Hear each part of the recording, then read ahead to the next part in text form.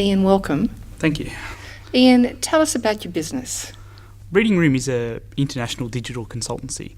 So we're focused on service transformation, consultancy, research and digital design and delivery for a range of sectors. So particularly, I guess, in Canberra, focused on government, including the federal government, local and state governments around the country, and also, I guess, focused on the B2B community. So we work with some very large organisations such as BHP, Rest Super in that kind of area on their online presences, their services that they provide to people, and their engagement with their audiences, basically.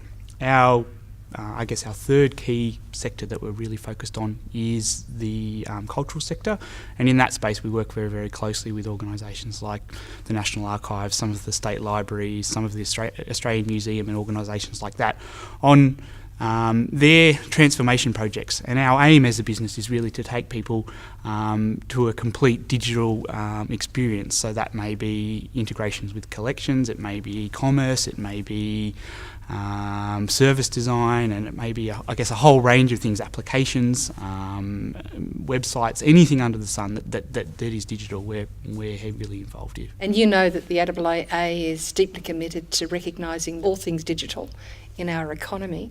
Tell me about your perspective on the importance of digital transformation for productivity, for growth, for global competitiveness. In terms of digital engagement, one of the big things I think that Australia can be seen as a leader in this space. I mean, we've got a really, a skilled workforce out here, and we have a very, very strong connections with Asia.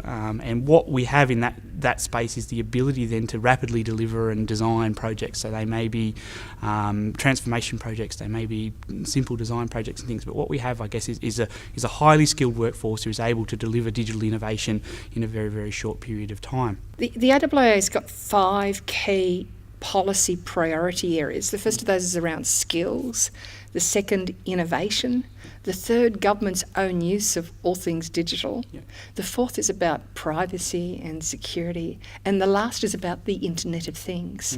Which of these 5 policy areas most matters to you and the Reading Room?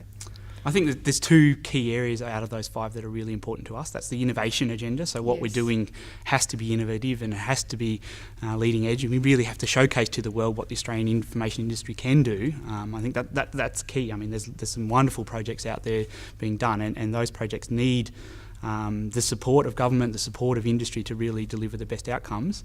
And the other side of that then is that government digital transformation agenda as well. So, organisations like the DTO that have recently been established are setting out an agenda and setting out a policy around the way that they would expect innovation and government services to be delivered. And I mean, we're fully behind that. I mean, we think that what they're doing is giving us a platform as industry to work very, very closely with government and giving some standards and some advice on how that we can engage with government and deliver more services in a more effective way for people. So in all of this, where does skills fit? Tell me about your attraction and retention of your really high calibre expert resources. So for me, the challenge in Australia in terms of skills is around recruiting graduates who are suitably skilled to work in our industry, and I guess also that we don't lose touch with people who are mid or more senior in their careers too, that they haven't been kind of isolated into one particular career niche as well, that they've got a broad set of experience. I mean,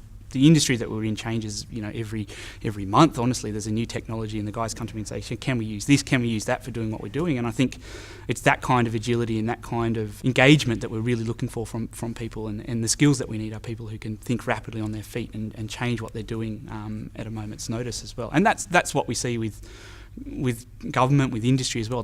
People don't want to have a huge requirements project. They don't want to have a waterfall process. They really want to have an agile, iterative development on the way that they deliver their projects. Well, it's great to have you as a member, and thank you very much for sharing your insights with us today. Thanks, Ian. Thanks, Suzanne.